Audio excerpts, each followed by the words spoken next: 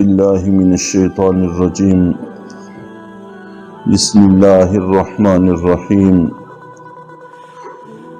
قال یا آدم انبئہم باسمائہم۔ اللہ تعالیٰ نے فرمایا کہ اے آدم آپ ان کو ان چیزوں کے نام بتاؤ۔ تو حضرت آدم علیہ السلام کو حکم دیا کہ فرشتوں کو بتاؤ، فرشتوں کو سکھاؤ، جس سے اس طرف اشارہ ہے کہ اللہ رب العزت نے تمام انبیاء کرام اور انسانوں میں شان معلمیت رکھی ہے کہ اس کو چاہیے کہ دین سیکھے اور دوسروں کو سکھائے، جبکہ فرشتوں کو حکم دیتے ہوئے صرف اتنا کہا ہے کہ انبئونی، کہ تم مجھے خبر دو، مجھے بتاؤ کہ تمہیں کیا آتا ہے۔ اور حضرت آدم علیہ السلام کو فرمایا کہ ان فرشتوں کو بتاؤ کہ آپ کو کیا آتا ہے۔ اور نبی پاک صلی اللہ علیہ وسلم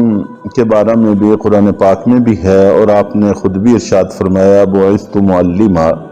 کہ مجھے معلم بنا کر بھیجا گیا ہے، سکھانے والا بنا کر بھیجا گیا ہے۔ چنانچہ اس امت کی شان بھی یہی رہی ہے، جیسا کہ شروع میں کل بھی میں نے عرض کیا تھا کہ جیسے ہی جو مسلمان ہوتا تھا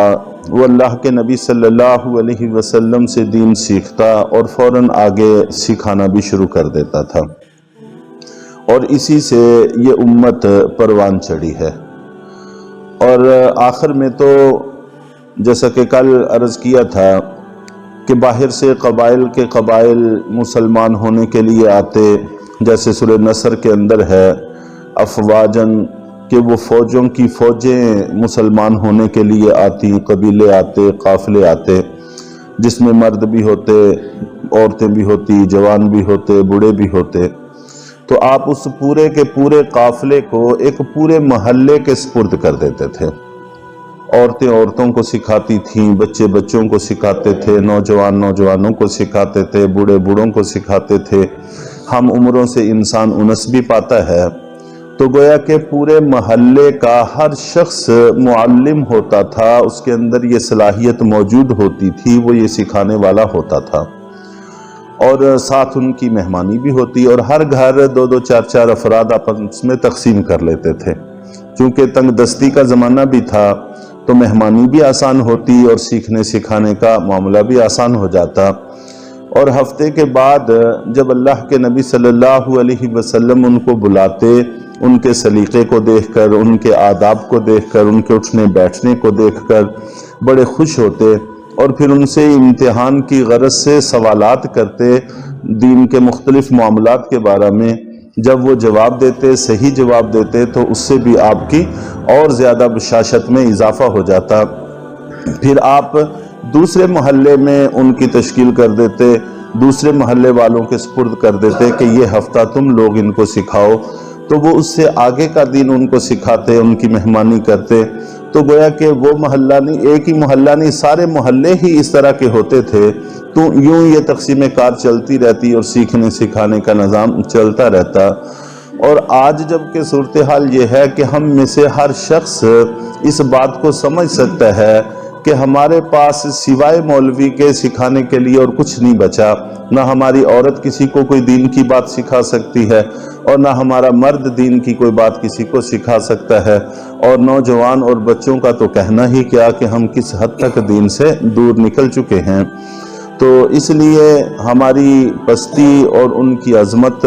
ان دونوں کے درمیان میں تقابل کرنا چاہیے، جبکہ دین ضروری سیکھنا کوئی مشکل بھی نہیں ہے۔ ہم یہ کہتے ہیں کہ کوئی بندہ بھی صرف یومیہ 15 منٹ، 20 منٹ، 25 منٹ، آدھا گھنٹہ بھی اگر دیتا رہے تو اس کو عام روٹین کے روزمرہ کے مسائل کے حوالہ سے کسی سے پوچھنے کی کوئی ضرورت باقی نہیں رہتی، اور بے شمار فتنوں کا مدار اسی بات پر ہے۔ چونکہ ہمیں کچھ نہیں آتا، اس لیے جو چاہتا ہے، جو بات بتاتا ہے، اور ہم اس کے سامنے سر تسلیم خم کیے بغیر ہمارے پاس کوئی چارہ نہیں ہوتا۔ اگر ہمیں کچھ آتا ہوتا تو پھر اتنے سارے فتنے برپا نہ ہوتے، اور ہم ہر معاملے کا مجرم مولوی کو قرار دیتے ہیں کہ انہوں نے یہ فتنہ فساد بچایا ہے، لیکن اپنے دامن کے خالی ہونے کا کسی کو کوئی اعتراف نہیں ہے کہ ہمارا دامن کس حد تک خالی ہے۔ اور اب تو یہ تہی دستی اس حد تک بڑھ گئی ہے کہ اب ہم میں سے ائمہ کرام جو ہمارے ہیں وہ بھی تقریباً 80% ایسے ہیں جو دین کی معلومات سے اور علوم سے تہی دست ہیں، خالی ہیں۔ تو اب یہ سمٹتا چند افراد میں، گنے چنے افراد میں ہے،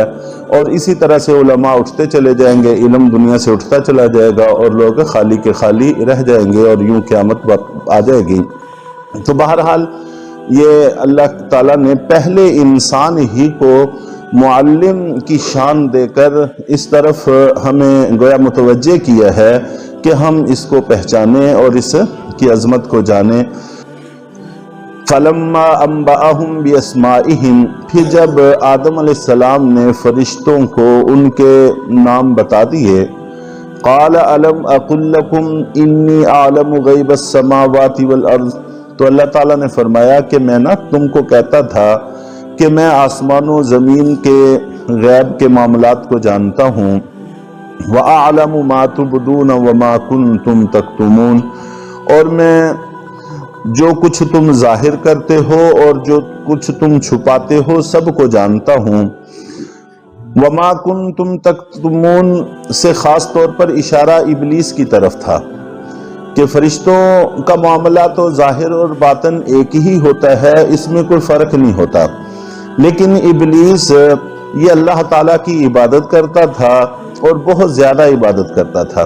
لیکن اس عبادت کے پیچھے اس کے دل میں چھپا ہوا جو روگ تھا وہ اپنا تکبر اور بڑائی تھا، اور کوئی منصب اور مقام پانا تھا، اسی کی غرض سے وہ ساری عبادت کرتا تھا، اور فرشتے اس سے ناآشنا تھے۔ اور جب فرشتے کسی کے دل کی بات کو نہیں جان سکتے تو جنات کیسے جان سکتے ہیں؟ اس لیے ایسے دھوکوں سے ہمیں نکلنا چاہیے اور ان میں نہیں پھنسنا چاہیے۔ تو بہرحال فرشتے اس سے واقف نہیں تھے، اور اللہ تعالیٰ اس سے خوب واقف تھے کہ اللہ تعالیٰ نے اس کا یہاں پر اشارتاً اور آگے پھر صراحتاً اس کا تذکرہ فرمایا کہ جو تم ظاہر کرتے ہو وہ بھی میرے علم میں ہے، اور جو کچھ تمہارے دلوں میں چھپا ہوا ہے وہ بھی میرے علم میں ہے۔ وَإِذْ قُلْنَا لِلْمَلَائِكَةِ اسْجُدُوا لِآدَمَ فَسَجَدُوا إِلَّا إِبْلِيسَ، ایک تو حضرت آدم علیہ السلام اور انسان کی عظمت کو ظاہر کیا فرشتوں کے سامنے امتحان کے طور پر، اور دوسرا یہاں پر صراحتاً حکم دیا کہ اب ان کے سامنے سجدہ کرو، اس لیے کہ یہ نظام دنیا جتنا بھی ہے یہ اللہ تعالیٰ نے، ویسے تو اللہ تعالیٰ کسی کے محتاج نہیں ہے، لیکن عملاً تکویناً اللہ نے فرشتوں کے سپرد کیا ہوا ہے۔ اب جن کی نگرانی میں نظام چل رہا ہے ان کے سامنے آدم علیہ السلام کی عظمت اور بڑائی کا ظاہر کرنا ضروری تھا، اور ان کی اطاعت ان کے سامنے ظاہر کرنا ضروری تھا۔ جب بھی کسی کو کسی حکم ملک کا سربراہ بنایا جاتا ہے، وزیر اعظم بنایا جاتا ہے، تو افواج اور یہ سارے ان کو سلامی پیش کرتے ہیں۔ تو یہاں پر بھی اللہ تعالیٰ نے آدم علیہ السلام کو جب خلیفہ نامزد فرمایا تو ضروری تھا کہ فرشتوں سے سلامی دلوائی جاتی، تاکہ ان کو پتہ چل جاتا کہ اب ہمارے سربراہ یہ ہوں گے اور ہمیں ان کی اطاعت کرنی ہے اور ان کے معاملات کو دیکھنا ہے۔ تو اس لیے اللہ تعالیٰ نے حکم دیا کہ سجدہ کرو، اور ہم وہ وقت بھی یاد کرو جس وقت ہم نے فرشتوں کو کہا تھا کہ آدم علیہ السلام کو سجدہ کرو، ان سب نے سجدہ کیا الا ابلیس، ابلیس کے علاوہ، کہ ابلیس نے انکار کر دیا۔ ابا کا معنی انکار کرنا، کہ انکار کر دیا، واستکبر، اور تکبر سے کام لیا، وکان من الکافرین، اور وہ تھا ہی کافروں میں سے۔ یہ وہ بات ہے جو اس کے دل میں چھپی ہوئی تھی، جس کو اس نے